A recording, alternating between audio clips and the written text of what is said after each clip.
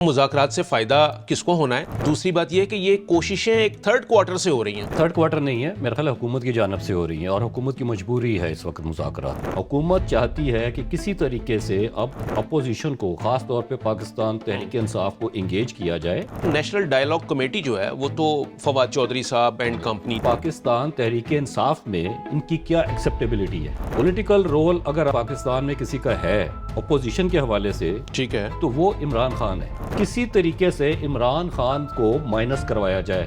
آپ سمجھتے ہیں کہ حکومت کی اصل مجبوری یہ ہے؟ یہ تین لوگ جو ہیں یہ پاکستان تحریک انصاف کے سپوکسمین بھی نہیں ہیں اور نہ ہی ریپرزینٹیٹیوز ہیں. ڈائیلاگ اگر ہوگا تو وہ with the approval of Imran Khan ہوگا. دیکھیں، عمران خان کا ایشو ہے اسٹیبلشمنٹ کے ساتھ، اسٹیبلشمنٹ کا ایشو ہے عمران خان کے ساتھ. مذاکرات کیا وزیر اعظم اپنے طور پہ کر سکتے ہیں؟ پی ٹی آئی گارنٹر کی تلاش میں ہو یا نہ ہو، حکومت ضرور ہے گارنٹر کی تلاش میں. ہائبرڈ نظام میں حکومت کا کتنا وزن ہے، کتنی پوزیشن ہے، وہ ہم سب جانتے ہیں. وزیر خزانہ کو اسٹیبلشمنٹ لے کے آئی ہے تو اس حکومت کو کون لے کے آیا ہے؟ کہیں گے جی ہمارے تو ہاتھ ہی بندھے ہوئے تھے، سارا نظام تو فیلڈ مارشل صاحب کے پاس تھا. ایک ربڑ سٹیمپ پارلیمنٹ نہیں پاکستان کو آگے لے کے جا سکتی، وہ صرف 26ویں اور 27ویں ترمیم ہی کر سکتی ہے. کیا گارنٹی ہے کہ جو اب ریفارم لائے جا رہے ہیں یہ انڈو نہیں ہوں گے؟ نواز ہٹاؤ ملک بچاؤ بھی ایک تحریک چلی. بسم اللہ الرحمن الرحیم. سنو پوڈ کاسٹ میں میں ہوں محمد کامران خان اور میرے ساتھ ہیں رانا کیسر صاحب. ناظرین، حکومت اور اپوزیشن کے درمیان مذاکرات کی باتیں جو ہیں وہ اب زور پکڑ رہی ہیں. حکومت اور اپوزیشن، جو کہ حقیقی اپوزیشن ہے، ان کی جانب سے ڈائریکٹ ابھی کوئی کوشش نہیں سامنے آئی، لیکن یہ کوششیں ہو رہی ہیں، انڈائریکٹلی ہو رہی ہیں. کس کوارٹر سے ہو رہی ہیں یہ ہم جانیں گے، اور اس کی ضرورت کیا ہے، مذاکرات سے فائدہ کس کو پہنچے گا. رانا صاحب، یہی سوال ہے کہ ایک تو مذاکرات سے فائدہ کس کو ہونا ہے، دوسری بات یہ ہے کہ یہ کوششیں ایک تھرڈ کوارٹر سے ہو رہی ہیں. دیکھیے، تھرڈ کوارٹر نہیں ہے، میرا خیال ہے حکومت کی جانب سے ہو رہی ہیں، اور حکومت کی مجبوری ہے اس وقت مذاکرات. یہ جو اپیرنٹلی ہمیں نظر آ رہا ہے کہ حکومت مذاکرات نہیں کرنا چاہتی، جو اس وقت حالات ہیں کامران صاحب، جو انسٹیبلٹی ہے پاکستان میں، پولیٹیکل انسٹیبلٹی کے ساتھ جڑی ہوئی ہے آپ کی اکانومی، اور جو حالات ہیں وہ دیگر گوں ہیں. معاشی پیمانے جو ہیں، جو کہ حکومت ہمیں بتاتی ہے، اس کا حقیقت سے کوئی تعلق نہیں ہے. غربت اور بے روزگاری پاکستان کی تاریخ کے بلند ترین درجے پہ اس وقت پہنچ چکی ہوئی ہے، اور جو ہمیں میڈیا کے ذریعے حکومتی سچ، یعنی سرکاری سچ جو بتایا جا رہا ہے کہ جی بہت کچھ ہو گیا، انویسٹمنٹ آ رہی ہے، کانفیڈنس بلڈ ہو گیا، گراؤنڈ سچویشن بالکل ڈیفرنٹ ہے. حکومت چاہتی ہے کہ کسی طریقے سے اب اپوزیشن کو، خاص طور پہ پاکستان تحریک انصاف کو انگیج کیا جائے ایک ڈائیلاگ کے ذریعے، تاکہ ایک پولیٹیکل سٹیبلٹی کا ماحول دکھائی دے. ہو یا نہ ہو وہ علیحدہ بات ہے. ٹھیک ہے، ٹھیک ہے. اچھا، اس کے لیے کیا ہو رہا ہے؟ آپ نے کہا تھرڈ پارٹی یا تھرڈ کوارٹر. وہ تھرڈ کوارٹر کیا ہے؟ ہڈن فورسز، اور یا حکومت خود ایسے لوگوں کو لانچ کر رہی ہے، اور تاثر یہ مل رہا ہے as if it is not the government, somebody else. ہاں، وہ انورٹڈ کاماز میں بھی آپ اس کو کہہ سکتے ہیں. اور ایک نیشنل ڈائیلاگ کمیٹی جو ہے وہ تو فواد چودھری صاحب اینڈ کمپنی جو ہے، تین لوگ ہیں. Do you think that they represent the entire nation? یعنی ہمارا انٹائر پولیٹیکل اسپیکٹرم کو ریپرزینٹ کرتے ہیں یہ جو اپوزیشن سائڈ ہے اس کو؟ ایسا تو نہیں ہے. اب تین لوگ ہیں، فواد چودھری صاحب ہیں، عمران اسماعیل صاحب ہیں، محمود مولوی صاحب ہیں. جی، محمود مولوی. اچھا، پہلی بات تو یہ ہے کہ پاکستان تحریک انصاف میں ان کی کیا ایکسیپٹیبلٹی ہے اور کیا کریڈیبلٹی ہے اوور آل. جب سے رجیم چینج ہوا اس کے بعد دیکھیں بہت سارے لوگ تو وٹ ایور دا ریزن وہ تو باہر بیٹھے ہوئے ہیں. ٹھیک ہے، ان کو تو کچھ نہیں ہوا، اور جنہوں نے جیل کاٹی ہے اور کاٹ رہے ہیں اصل اپوزیشن تو وہ ہے. پھر ابھی بھی سزائیں جو ہیں وہ ایک اور عدالت نے سنائی ہیں ان کو 9 مئی کے کیسز میں. اچھا، اب اگر یہ کہہ رہے ہیں، اور میں ان کی گفتگو سن رہا تھا ٹی وی چینلز پہ، عمران اسماعیل صاحب اور فواد چودھری صاحب، ٹھیک ہے ان کا ایک پولیٹیکل رول رہا ہے، لیکن اس وقت ان کا کوئی پولیٹیکل رول نہیں ہے. اس کی ریزن دیکھیں، پولیٹیکل رول اگر پاکستان میں کسی کا ہے اپوزیشن کے حوالے سے، ٹھیک ہے، تو وہ عمران خان ہے. اب پرابلم یہ آ رہا ہے حکومت کو کہ جب پاکستان تحریک انصاف کا نام عمران خان ہے اور عمران خان کا نام پاکستان تحریک انصاف ہے، تو کسی طریقے سے عمران خان کو مائنس کروایا جائے. ٹھیک. اب یہ جو ایفرٹ ہے اپیرنٹلی اینڈ ایکچولی وہ یہی ہے کہ کسی طریقے سے فوکس جو ہے وہ کوٹ لکھپت جیل تک لے جایا جائے. شاہ محمود قریشی, یاسمین راشد صاحبہ اور دیگر لوگ جو وہاں پہ ہیں, محمود الرشید, اچھا ان کو کسی طریقے سے قائل کر لیا جائے کہ جی آپ آگے آئیں, ڈائلاگ کریں, لہٰذا عمران خان صاحب جو ہیں وہ جیل میں, ٹھیک ہے آپ آگے بڑھیں. یہ ایک ایفرٹ ہو رہی ہے اس وقت, جو کہ میرا نہیں خیال ہے کہ ایکسیپٹیبل ہوگی to the supporters, voters and sympathizers of Pakistan Tehreek Insaf. دیکھیں گراؤنڈ سچویشن کچھ اور ہوتی ہے. ڈرائنگ رومز میں بیٹھ کے یا بڑے بڑے آفیسز میں بیٹھ کے جو انالیسز ہوتا ہے اور جو اسٹریٹجیز بنتی ہیں وہ کارگر ثابت نہیں ہوا کرتی. ٹھیک ہے. اس وقت حکومت جو ہے وہ مجبور ہے, آئی وڈ سے, جیسے میں نے آپ سے کہا پاکستان کے تمام بڑے اکانومسٹ جو ہیں, حفیظ پاشا صاحب ہیں, کیسر بنگالی صاحب ہیں, یا دیگر جتنے لوگ ہیں, آپ دیکھیں وہ آپ کی اکانومی کے حوالے سے کیا بات کر رہے ہیں. ویری ڈس اپوائنٹنگ ہے. بالکل ان کا نہ کسی اپوزیشن کے ساتھ تعلق ہے, ان کا نہ حکومت کے ساتھ تعلق ہے. فیئر اوپینین ہے, انڈیپینڈنٹ, ایک فیئر اوپینین دیتے ہیں وہ.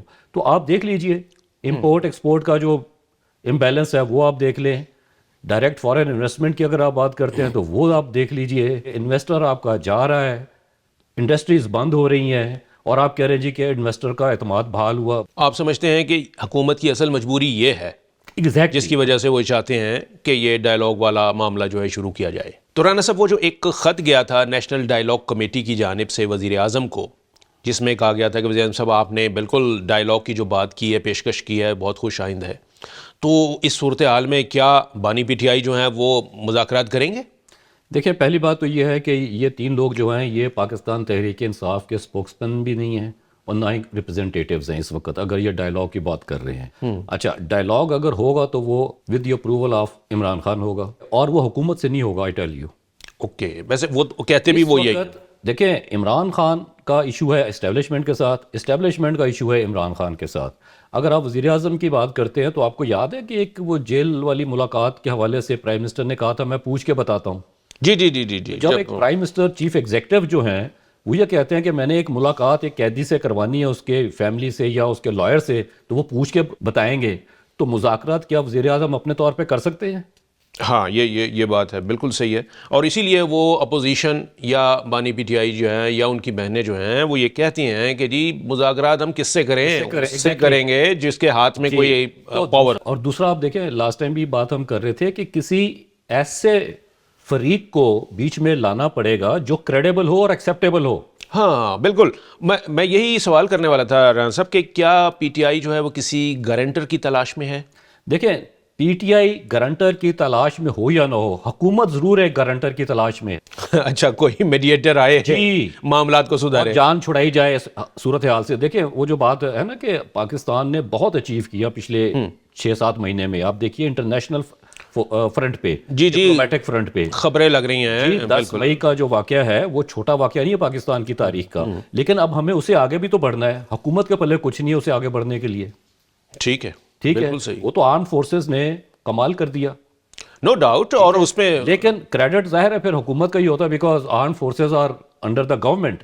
لیکن وہ ایک ہائیبرڈ نظام ہے, اس ہائیبرڈ نظام میں حکومت کا کتنا وزن ہے, کتنی پوزیشن ہے, وہ ہم سب جانتے ہیں. رانا صاحب آپ پوسٹ 10 مئی کی بات کر رہے ہیں اس سیناریو کی, بالکل اس میں کوئی شک نہیں کہ ایک نئی آئیڈینٹی ہے پاکستان کی وہ انٹرنیشنل فورا کے اوپر گئی ہے. لیکن میں یہ کہہ رہا ہوں کہ صرف انٹرنیشنل فرنٹ تو نہیں دیکھنا ہوتا رانا صاحب, انٹرنل فرنٹ کی بھی تو باتیں ہیں نا. اپنے گھر کو تو ان آرڈر کرنا ہے.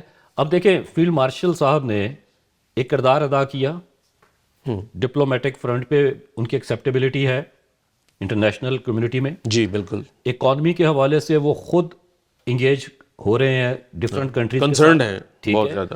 لیکن ہمیں حکومت کے لیول پہ تو کوئی ایسی چیز دکھائی نہیں دے رہی کامران صاحب کہ پرائم منسٹر صاحب کہیں کہ جی آج میری فلاں ہیڈ آف اسٹیٹ سے یا ہیڈ آف گورنمنٹ سے ملاقات ہوئی اور میں نے یہ اچیو کر لیا. ایسا تو کچھ نہیں ہے. جو بھی ہو رہا ہے وہ یا فیلڈ مارشل کے حوالے سے ہے یا وہ ظاہر ہے کہ SIFC ہے. سر وہ یہ بھی ہے, اور حکومت تو یہ بھی کہتی ہے کہ جی وزیر خزانہ جو ہیں وہ لے کر آئے تھے, اسی طریقے سے جو سینیٹرز ہیں وہ لے کر آئے ہیں. تو اب بات یہی ہے جب ناکامی ہو تو پھر بڑی ریڈیکولس سی بات ہے کہ ان کو کون لایا تھا. اگر وزیر خزانہ کو اسٹیبلشمنٹ لے کے آئی ہے تو اس حکومت کو کون لے کے آیا ہے؟ ہاں یہ پھر ہائیبرڈ نظام کا حصہ کیوں بن گئے؟ صحیح, مطلب اتنے کاکے ہیں ان کو سمجھ نہیں ہے 40 سال سے مطلب جہاں اپنی ناکامی ہو رہی ہے تو وہاں پہ بھی یہ تو وہ ان کا وزیر خزانہ ہے, یہ تو وہ ان کا سینیٹر ہے. لاسٹ ٹائم بھی ایک بات کہی تھی کہ اس ہائیبریڈ نظام کا نقصان پتہ کیا ہوگا, یہ پولیٹیشنز جو ہیں یہ گیم کریں گے, یعنی اس وقت جو رول کر رہے ہیں پاکستان پیپلز پارٹی اور پی ایم ایل این, کہیں گے جی ہمارے تو ہاتھ ہی بندھے ہوئے تھے, سارا نظام تو فیلڈ مارشل صاحب کے پاس تھا. ہاں, جب مستقبل قریب یا مستقبل بعید میں جب سیاست ہوگی, جب بھی یہ وقت آئے گا, ہمارا یہی بتاتا ہے. کیونکہ نواز شریف صاحب پھر آئیں گے کہ تباہ کریں جرنیل اور ٹھیک کریں نواز شریف, یہی کہتے تھے نا. بالکل یہی بات تھی. اچھا رانا صاحب, اپوزیشن نے اپنا آ کے یہ کال دی ہے کہ ایک تو 8 فروری جو کہ یہ 2 سال مکمل ہو جائیں گے الیکشن کو, اس دن کے لیے انہوں نے یوم سیاہ کی کال دی ہے, بلیک ڈے آبزرو کریں گے. تو رانا صاحب ایک طرف تو احتجاج کی کال ہے اور دوسری طرف ایک چارٹر کی بھی بات ہو رہی ہے کہ جی آپ پولیٹیکل سٹیبلٹی کے لیے, ڈیموکریٹک نارمز کے لیے آپ ایک نئے چارٹر جو ہے وہ لے کر آئیں گے. یہ بھی اسی جانب پیش قدمی ہے شاید. دیکھیے پہلی بات تو یہ کہ آپ نے آئیڈینٹیفائی کرنا ہے کہ پاکستان کے ایشوز کیا ہیں. حکومت تو مانتی نہیں ہے کہ کوئی ایشوز ہیں, وہ تو کہتے ہیں سب اچھا ہے, سرکاری سچ, لیکن مجبوری بھی ہے. مجبوری ہے. اب دیکھنا یہ ہے کہ آپ کے جو ریئل ایشوز ہیں وہ کیا ہیں. دیکھیں کانسٹیٹیوشنلزم, آئین کی بالادستی, انڈیپینڈنٹ پارلیمنٹ, ایک ربر سٹیمپ پارلیمنٹ نہیں پاکستان کو آگے لے کے جا سکتی, وہ صرف 26ویں اور 27ویں ترمیم ہی کر سکتی ہے, اس کے علاوہ کچھ نہیں کر سکتی. صحیح. پھر rule of law, structural reforms, یعنی سول سروس کے حوالے سے میں بات کر رہا ہوں. ٹھیک ہے. جوڈیشری میں آپ دیکھیں کہ آپ کہاں کھڑے ہیں, پوری دنیا آپ کو کہہ رہی ہے, جو بھی ادارے ہیں باہر سے جو اس کو اسیس کرتے ہیں وہ کہتے ہیں پاکستان میں سب سے برا اور تباہ شدہ کوئی ادارہ ہے تو وہ عدلیہ ہے. کیا آپ مجھے بتائیں, آپ کورس کور کرتے رہے ہیں, کبھی کسی جج کی اینول رپورٹ تیار ہوئی ہے کہ اس نے کیا کیا؟ اے سی آر ہوئی کبھی؟ نہیں ہوتا. تو پھر آپ کو جب پتہ ہی نہیں ہے کہ آپ کے ججز جو ہیں اور عدالتیں کیا پرفارم کر رہی ہیں, یہ بھی تو ایک مسنگ لنک ہے نا. پھر بالکل ہم اکثر کویسچن کرتے ہیں کہ جی who will judge the judges. Exactly. No one will judge the judges, only the 27th or 26th constitutional amendment. تو یہ نیو چارٹر پھر کیا ہوگا؟ دیکھیں چارٹر یہ ہے کہ پاکستان کو آگے کیسے لے کے جانا ہے, ایک ہم آہنگی کیسے پیدا کرنی ہے political, in the interest of rule of law and democracy and the constitution. ٹھیک ہے, یہ کرنا پڑے گا. ہائیبریڈ نظام ہو جو بھی ہو, لیکن that should be in the interest of the people of Pakistan, not the individuals. ٹھیک, بالکل ٹھیک. جب آپ انڈیویجولس کی انٹرسٹ میں کام کرتے ہیں تو پھر ریاست بہت پیچھے رہ جاتی ہے اور عوام بھی بہت پیچھے رہ جاتی ہے, کیونکہ ریاست کیا ہے, عوام ہے. صحیح, بالکل ٹھیک ہے. تو جب عوام کے معاملے میں آپ چیزوں کو آگے لے کے نہیں چلیں گے ان کی بہتری کے لیے, ان کی فلاح کے لیے, تو کچھ بھی نہیں ہوگا. تو پرابلم صرف یہ ہے کہ آپ پاور کو ڈیوالو نہیں ہونے دیتے. ہر شخص اپنے پاس پاور رکھنا چاہتا ہے, وہ چاہے کوئی بھی ہو. اب یہیں پہ میں پاور کی بات کروں تو لوکل گورنمنٹ کی بات ہو جاتی ہے رانا صاحب کہ پنجاب میں شیڈول آیا ہوا ہے, اسلام آباد میں لوکل باڈیز کا شیڈول آیا ہوا ہے, کوئٹہ میں بھی, یہ تو ابھی ہونے ہیں الیکشن. تو لیکن ابھی بھی کوئٹہ الیکشن جو ہے وہ چیلنج ہیں ہائی کورٹ میں, نمبر 1. سیکنڈلی یہ کہ پنجاب گورنمنٹ ابھی تک جو کچھ کہہ چکی ہے اس سے نظر یہ آ رہا ہے کہ جی وہ they are not interested in holding the local government elections in that province. اور اسلام آباد کا شیڈول آیا ہوا ہے, لیکن میں آئی ایم ناٹ سرٹن, آپ شاید نہیں, مجھے بھی ماضی ہمیں یہی بتاتا ہے کہ نہیں ہوں گے, کیونکہ یہاں پر صبح الیکشن تھے اور ایک دن پہلے جو ہے وہ پوسٹ پون کر دیے گئے کہ نہیں ہو سکتے. کامل صاحب میں اس حوالے سے ایک ہسٹوریکل پرسپیکٹیو ہے اس میں. دیکھیں پاکستان کے 78 سالہ دور میں تقریباً 30-32 سال جو ہیں وہ ڈائریکٹ مارشل لا, ٹھیک ہے, رہا. ٹھیک ہے, اسٹیبلشمنٹ نے ڈائریکٹلی رول کیا, اور باقی وقت جو ہے وہ سم ہاؤ انڈائریکٹلی انوالومنٹ رہی. اور اب ہائیبریڈ سسٹم ہے, ٹھیک ہے, پارٹنرز. ٹھیک ہے. اچھا میں یہ سوال کرتا ہوں کہ فیلڈ مارشل ایوب خان کا جو دور تھا اس کو پاکستان کی تاریخ کا ایک گولڈن ایرا کہا جاتا ہے ڈیولپمنٹ وائز. ٹھیک ہے, کہا جاتا ہے, بالکل. اچھا اس گولڈن ایرا کی حفاظت کیوں نہیں ہوئی؟ وہ جو اس دور میں ریفارمز ہوئے اس کی حفاظت کیوں نہیں کی گئی؟ مطلب وہ لیگیسی کنٹینیو کیوں نہیں ہوئی, آپ کا مطلب ہے؟ اگر اس میں کوئی پرابلم تھا اس کو آپ ریفائن کرتے, آگے لے کے چلتے, لیکن نہیں ہوا, انڈو ہو گیا سب کچھ. اور پاکستان دیکھ لیجئے کس نہج پہ آیا 70s کی ڈیکیڈ میں. پھر آپ اب یہ بی ڈی سسٹم کے تناظر میں بات کر رہے ہیں؟ دیکھیں میں اوور آل بات کر رہا ہوں کہ آپ کا چائنا کا، ملیشیا کا، سنگاپور کا and other countries G D P level تقریباً برابر تھا، گروتھ بھی ٹھیک. ساؤتھ کوریا اینڈ سنگاپور نے آپ کا جو اکنامک ماڈل تھا وہ مستعار لیا، کاپی کیا. بالکل ٹھیک ہو گیا، یہ تو تاریخ ہے. بالکل بالکل. اچھا، جرمنی کو آپ نے ایڈ دی، جاپان کو آپ نے ایڈ دی، یہ 1960s کی ڈیکیڈ ہے. جی جی، اچھے وقتوں کی بات ہے. ٹھیک ہے. اس کے بعد آپ دیکھیے کہ 1970s کی جو ڈیکیڈ ہے آپ کے سامنے ہے کہ ٹھیک ہے کانسٹیٹیوشن بنا، اچھی چیزیں ہوئیں، لیکن وہاں بھی بہت سارے نقصانات ہوئے. 1970s کی ڈیکیڈ میں ہی آخری دنوں میں جنرل ضیاء الحق صاحب نے مارشل لا لگا دیا. اور یہ میری ذاتی رائے ہے کہ پاکستان کی تاریخ میں اگر کوئی ورسٹ ایرا ہے تو جنرل ضیاء الحق ہے، کیونکہ آج جو ہم فیس کر رہے ہیں اسی کے آفٹر افیکٹس ہماری سوسائٹی کا، معاشرے کا حلیہ ہی بگڑ گیا ہے. ٹیررزم کی آپ بات کر لیجئے، قرضوں کا جو سلسلہ پھر شروع ہو چکا، ٹھیک ہے، وہ سنبھل نہیں پائے ہم. اس کے بعد آتا ہے جنرل مشرف صاحب کا ایرا، اس میں بھی کچھ ریفارمز ہوئے، لوگوں نے ایکسیپٹ کیا، اپریشیٹ کیا، انٹرنیشنل کمیونٹی نے اپریشیٹ کیا، لیکن اس کی حفاظت کیوں نہیں ہو سکی. اور اب کیا گارنٹی ہے کہ جو اب ریفارمز لائے جا رہے ہیں یہ انڈو نہیں ہوں گے؟ اور انڈو کیوں ہوتے ہیں؟ کمپرومائزز، ہر آنے والا کمپرومائز کرتا ہے، اور پھر سیاستدان جو ہیں وہ ایکسپلائٹ کرتے ہیں ساری سچویشن کو.